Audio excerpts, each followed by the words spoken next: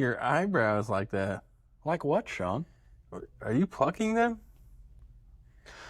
Welcome to episode 36 of What's the Buzz, the podcast that keeps you informed and entertained on all things pest control. I'm Jordan. I'm Shawn. And together we're here to buzz through the world of pests, big and small. From the latest in pest management techniques to the fascinating facts and stories about the critters we all love to hate, we've got the insights you need. It's another week, and we are here once again to share our expert advice, real-life stories, and practical tips to help you keep your home pest-free. So sit back, relax, and get ready to discover what is really buzzing in the world. Man, episode 36, Tales of Missouri Pest Control. Tales of Missouri We got some crazy stories today for everybody. These are very real. They're Actually real. Yeah, they're Not real. like we say, oh, these are real stories. No. No. These are real stories that have happened throughout the state of Missouri. But before we get into that, let's recap. How was your 4th? We had a great 4th of July. You have all your phalanges. I do. Yep. Yeah. I can count all 10 fingers. Did you set off a bunch of fireworks and We did some. take off all your new neighbors? Or I did not tick off any new neighbors. Fun fact, we actually have a certified pyro guy in our neighborhood that puts on quite the show. did he tell you that your sparklers sucked? Probably. He didn't tell me personally, but he probably thought that as he was Like, man, those fireworks are awful. lighting up Ozark. Lighting up Ozark. Yeah. Thought you lived in Nixa. I live in Ozark, Nixa schools. That's confusing. Sorry. It's really confusing. So who do you pay taxes to? Yeah. Don't know yet. Yeah. Cool. I know that, we touched on it a little bit because we told a story of last Independence Day. The real story. The real story. Mm-hmm. I did smoke some meats. Subpar, I'm sure. And it comes to my attention that our co-owner, Mr. Michael Woodring, thinks that he's the best meat smoker around. Mm-hmm. I don't think he can touch me with a 10-foot pole. Yeah. He'll eventually come on the podcast. Eventually. And I think he's going to say that he can do meat better. I think we should have a meat contest. I think we should do like a 3-shot, 3 meat. the whole process, hours long. Of course, we all have to have the same piece of meat, the same seasonings. No. It's whoever can make the best meat. Okay. Well, scratch the seasonings. But the same piece of meat is probably important. Same piece is important. So my idea of what's going to happen is first, second, last. First, second, last. Okay. Anyways, we hope you guys had a good 4th of July. We hope so, and we hope you kept all of your fingers and toes as well. And that you got to enjoy some homemade American meats. And family. And family. That's part's kind of important too. Yeah. Anyways. Get into the meat and potatoes here. Meat and taters. So we got quite a few good stories here. Okay. All in Missouri. Most of these are in Springfield. Are they? Local to Springfield. But this first one is from Kansas City, Missouri. Okay. A house full of brown recluse spiders. Which is kind of convenient because right now our brown recluse calls are increasing. Can you tell everybody why? Well, they like to hang out in those areas where they can be reclusive and undisturbed. Such as? Attics, wall voids, things like that. Yeah.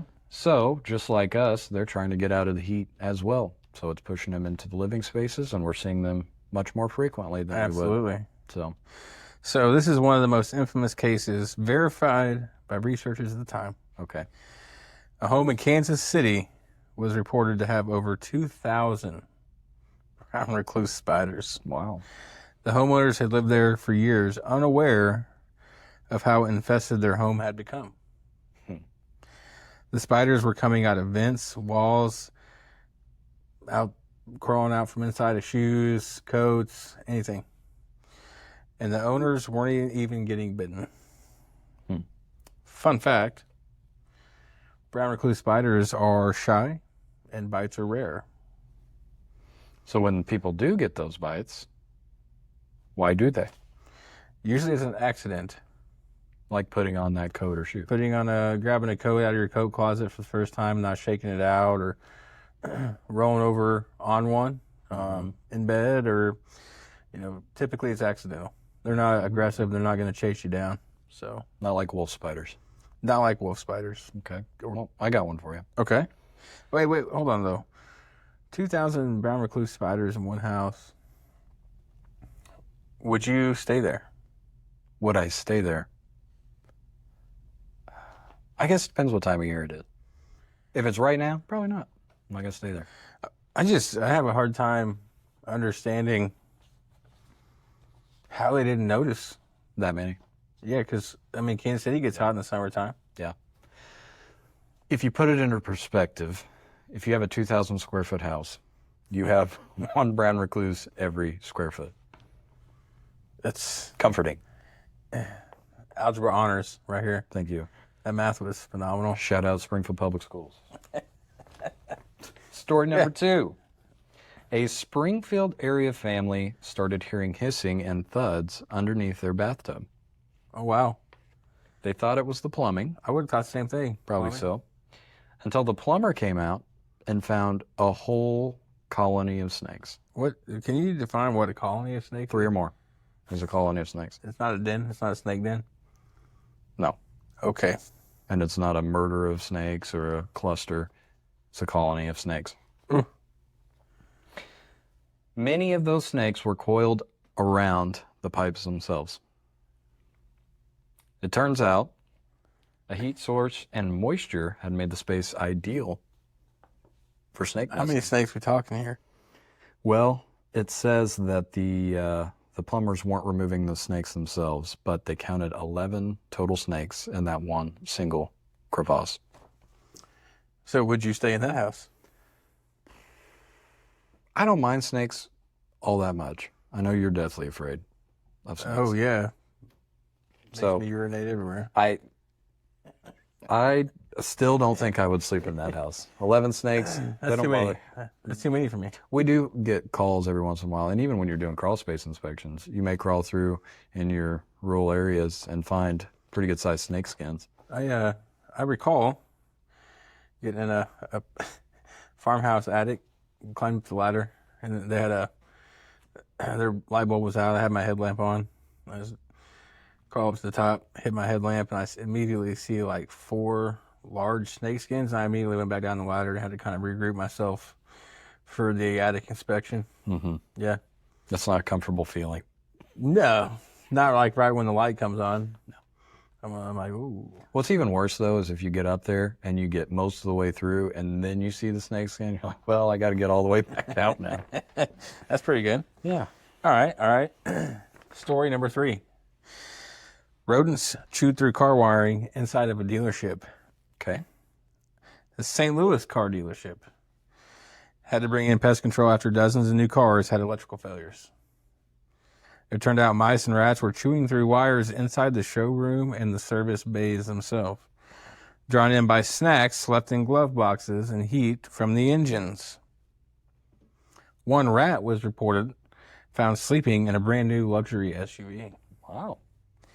Denny Maples, our other commercial outside sales guy, has told me a story of he was given a quote to a marine dealership by the lake who had a bunch of Sea-Doos still in the shipping boxes, kind of stacked on each other, and they had a bad infestation, and there's brand new Sea-Doos and wave runners and watercraft that had thousands of dollars worth of damage from mice. It's nice. It's always better to be preventative than... Yeah. Yeah. We've also seen, not necessarily just cars, but just shipments in general that come in with mice. Oh, yeah, absolutely. And we kind of have to pick up the pieces at that point when we get that call. It's all hands on deck when we get that. We got to take care of it pretty quickly. All hands. I've also got a pretty stinky situation here, Oh, Sean. okay. Skunks trapped in an office drop ceiling. And an office drop ceiling. Yeah. Employees in Jefferson City, it was an insurance office, noticed a terrible smell. It kept getting worse. Kind of like the smell in this office? No, that's just me. Okay. So the pest technicians at the time followed and kind of narrowed it down, just the specific area that they were smelling it. A live skunk had fallen through the ductwork, so they were smelling it kind of everywhere, and then they realized this is where the skunk was. It sprayed in panic, and the whole office space was covered in skunk spray. And you can't just air it out. I bet they had to replace some ceilings. Probably a couple ceiling tiles had to be replaced. I mean, that's awful. Probably some wardrobe as well. It was probably pretty stinky there for a while. That'd be a good prank. Where's that, Jeff City? Jeff City. Yeah. All right, Cape Girardeau story. Shout out. Bug Zero, Southeast Missouri. I wonder if they handled this situation. Probably not. Probably not. Bat inside a Walmart. Ah. Shoppers were surprised when a bat swooped through the frozen food aisle. Pest control was called, and it took 3 techs, 2 nets, a mop to finally handle and wrangle the flying intruder. Apparently, it entered through a roof vent, but it was safely released. Well, they're lucky it was just one. Do you recall a time where you made a makeshift net out of PVC pipes? I do. And went around a local grocery store trying to catch a cardinal? I do. Man, I wish I had that on video. Yeah, do you want me to tell a story? Or Go ahead, yeah. actually, I probably have a picture. We can probably insert it right here. Not necessarily here or there, but probably right here, yeah. Okay. So we were contacted. There was one single cardinal in an entire warehouse that they wanted to humanely take care of. So I made a makeshift giant net and ran all over the warehouse for probably 2 hours trying to catch one single cardinal and never did catch it. Seems like the solution would have been to open the bay doors. That would have been the smart thing to do. So, Anyways. actually, can I tell a story real quick? Yeah, go ahead. So, my mom, Michelle. Michelle? Yeah. Michelle. Shout out to Michelle, #1 fan. Speaking of bats, I have to So you're backtracking to the bats? yeah. I mean, Okay. we're still on bats. You went to a cardinal, which cardinals? Yeah, you're right. So, my mom's house, where it's set up, there is a roof line that has this little cutout. Mm-hmm. And 3 years ago, we noticed a bat was roosting up underneath this. Now, it doesn't have direct access to the attic at all. Uh-huh. So, they just kind of left it alone, did its thing. I said, you're going to want to cover that because they're just going to keep coming back. And she said, yeah, we probably do. So they talked about it, and things got busy. They never covered it. So the next year comes along. There's 4 bats. Like, well, now's the time. Probably need to cover that up. Yeah, we do. Okay. So I go over there 2 weeks ago, still open.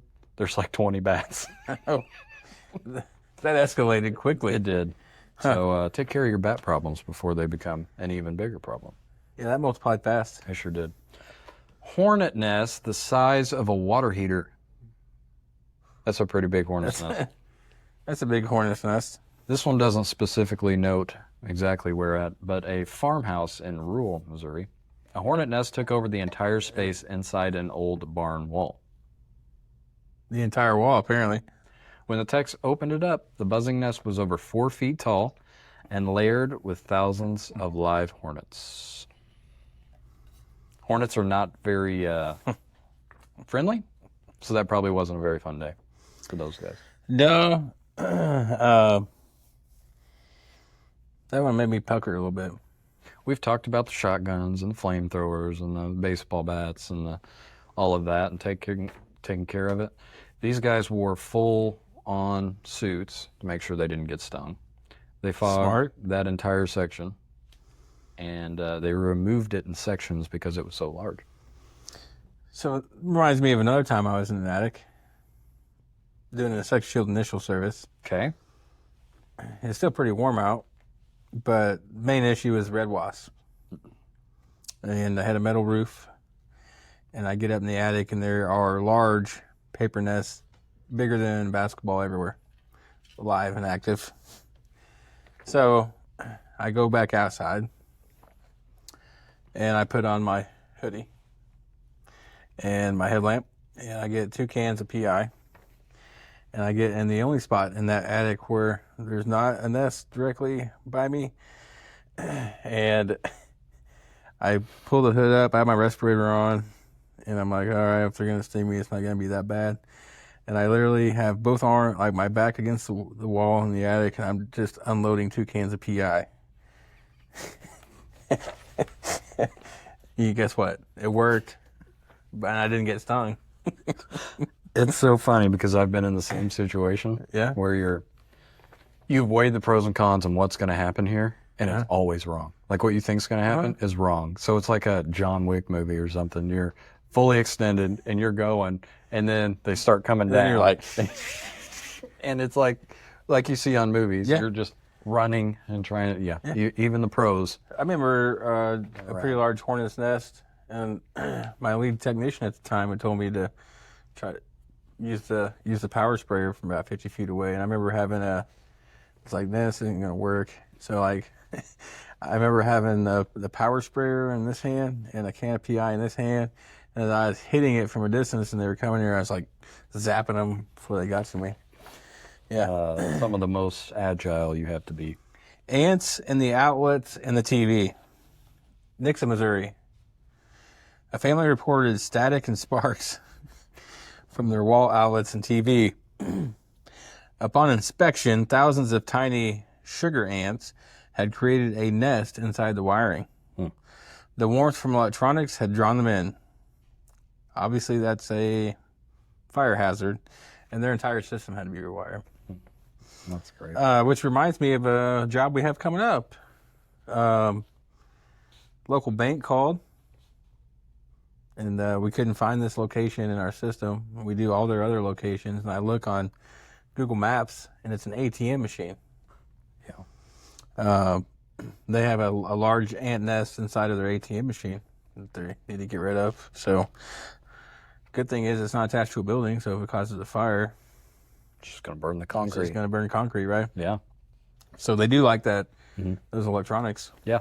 We've seen those generators, like whole home generators, Whole home generators. have big ant nest and cause it to short too.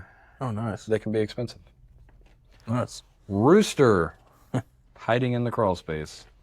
In southern Missouri, a couple heard strange noises under their house every single morning. Assumed it was a raccoon or a possum. If I assumed it was a raccoon or a possum, I think I'd be trying to take care of it. But that's okay. And it turned out there was a rooster that had escaped a nearby farm, set up camp in their crawl space. What do you think he was eating? Bugs, I guess. Yeah, I mean, there's probably some food sources down there, but like, was their crawl space door off? Yeah, I don't know. That's something good to check, because we find cats, we find, as they said, possums and raccoons, trash pandas, snakes. I've seen a bunny rabbit in one. A bunny rabbit or like a cotton-tailed rabbit? No, it's cottontail. Okay. Good to know. So, surprise, it was a rooster. They found it, and then they made Kentucky Fried Chicken. They didn't turn it into the farm? Kind of It didn't tell me the ending. I just had to make my own ending kind of a up. weird move.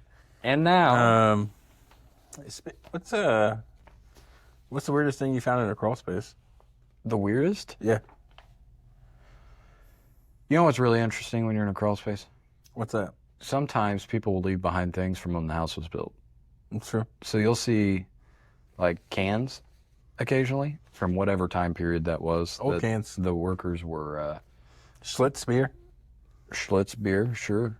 Old cans. I think those are always kind of cool to see, especially the ones like from when I was a kid. I was like, I didn't think about it ever until I saw it again. Like Squirt. Sure. Or like Vault. Remember Vault? No, I mean, I wasn't a kid, but yeah. I don't remember how old I was when Vault was out, but you'll see that stuff occasionally, and then you'll just see some cool bugs. Just random. Yeah. It's pretty random. Yeah. You know, a really uncomfortable crawl space to be in? A tight one? A tight one, yes, but a tight one with camel crickets. That's true. That's annoying. Yeah. Because they're pretty erratic. And now, we have the most notorious pest control story of Springfield's history. It's one I know everyone here has been waiting for. And you may or may not know this story, but it's actually a pretty good one. It is pretty good. So, the Great Cobra Panic. Cobra Scare. Yeah. Cobra Panic. Sure. The Great Cobra Scare of 1953 here in Springfield, Missouri. Uh-huh. So mid-August 1953, a local resident spotted an odd, smaller than 4-foot snake. It was in their yard, and they killed it with a garden hoe. Didn't really think much of it. But when they started looking at it, they realized it was an Indian cobra. Nowhere native to Not Missouri. Springfield, Missouri. No. So over the next 3 months in Springfield, at least 11 cobras were found and killed. I bet that escalated some fear. Definitely did. So a bunch of locals went around with hose, rakes, pistols, tear gas, all kinds of stuff that they probably shouldn't have been roaming the street with. In the 50s? In the 50s. Yeah. A radio van. Machine guns. Machine guns, probably. Blared snake charming music. Is this the same as an electric coyote call? Yes. Does it sound like, whoa? That's Okay. all what an electric coyote call sounds like, but sure. But they were driving around playing snake charming music, trying to find the last cobra. Funny thing is, they're not even attracted to music. I don't know much about them, to be honest. It's more about the vibration. That makes sense. Mm-hmm. Okay. The city health director mobilized a snake hunting militia of police This is and a true citizens. story from the It 50s. truly is. For decades, it was assumed that the cobras escaped from the downtown exotic pet shop owned by Rio Maurer. I'm not a historian. Mowrer. There you go. But he denied the involvement, or she. I think it was he. In 1988, Carl Barnett, then a 14-year-old, confessed, enraged over a dead fish that he'd traded for. He'd released a crate of snakes. Unaware that they were cobras, I realized what I'd done and I was scared. What, where did this 14-year-old get a box of Indian cobras? A crate. A crate. Yeah, where? Yeah. Is it just something laying around the house? Did his friend have it? Like, where in 1953 did a 14-year-old have a crate of Indian cobras in Springfield, Missouri? Yeah, I don't know. Anyways. So this all started in April. By October, they decided that the threat had ended. No animal or human bites were recorded at all, and no eggs were found from the militia of citizens and police that were trying to find the cobras. Springfield briefly featured a cobra on the city seal. Did you know that? I did not till today, No, you did. but it was brief. It was very brief. It also has inspired a bunch of beers, like Mother's Cobra Scare, which is a soured Ale. ale. Yeah, it's Yeah. actually pretty good. And preserved specimens ended up at the Drury University. I don't really know where at in Drury. I should ask my wife. She probably knows. Think so? Yeah. And the Dickerson Park Zoo. So. Life magazine even dubbed it the Big Ozark Cobra Hunt. Pretty interesting. Wow. Did you know something like that was going to happen here? No. It's wild. So it's funny because you'll hear a lot of people. I've known that story, and to be honest, I think a lot of it came from Mother's. Didn't know because I tried the drink over at Mother's, and heard the story. Mm-hmm. So a lot of people listening probably have never heard that story. No, that's a good story. That might have been the best tale because it happened right here. It sure did. Wow. It sure did. So, we tell everybody these crazy stories, right? Mm-hmm. Really what it boils down to and it means is unexpected pests really can appear anywhere, even exotic ones, right? Sure. So, And an ounce of prevention is worth a pound of cure. did you just make that up? No, I didn't. Huh. I think a philosopher came up with that one. Well, and you get in these odd scenarios, like community responses can be pretty bizarre. Yeah. It's something they never dealt with before, especially in the 50s. I mean, there's not a lot of research, or there's no internet, there's no chat GPT, there's no, Not a lot of research. There's not a lot of instant help of resources. Yeah. But with all of that, the tales that we tell, like the being in a crawl space or an attic and finding that snake skin, all of that stuff is stuff we learned throughout our years and prepared us a little bit better. And not just necessarily those things, but ants in weird spots or brown recluse, where to look for those, or, roaches and how to take care of German roaches. Yeah. That sort of thing. We have the experience and the ongoing training and the continuing education to deal with those situations. Not just us, but our whole staff. You are correct, sir. What are you doing? It's about time for 5-star review of the day. Okay. I'll go first. Go ahead. No, you go first. What? We got Lori Anderson a week ago. You want to read that one? Shout out, Lori. Proud new owner of the Joplin Carnegie Library. Lori Anderson. Are you ready? I'm ready. I would leave 100 stars if I could. I started with Bug Zero from my commercial property in downtown Joplin. I was brand new to the area and so glad I found them. My building is over 15,000 square feet and she has never seen a bug. Bam. Continue reading. The prices were beyond reasonable and the service I had was amazing. Excuse me. I don't know what Sean Patterson is my contact and did an excellent job getting my commercial business set up and going. I've also added residential services, and the customer service is always above and beyond. Call Sean today. That was hard to get through. Are you saying that because it was about me? Yeah. Thanks for the awesome review, Lori. Yeah, Lori, we really appreciate it. If you would have left Sean out of that, that would have been the best review we've had all year. But unfortunately, I had to choke through it. Is that worth 25-star reviews, do you think? Yeah. Not in Google size, though. We'll tackle that one. Okay. I have another one. All right. Commercial one from Battlefield Storage. Oh, yeah. This was 1 day ago. 5 stars. I have appreciated the professionalism in working with Bug Zero. Levi has been courteous and thorough in responding to our needs and provides excellent on-site service. So thanks to Battlefield Storage. Shout out to Levi for going above and beyond, taking care of customers. We've had a few reviews since the last episode, but we'll leave them at 2. What you got going on? What you got coming up? What do I have coming up? Well, I know what you've got coming up, and I'm sure you want to talk about because you're very excited. I'm pretty stoked. So what I'm going to do is I'm going to delay this as long as possible, and that way you can't tell your story.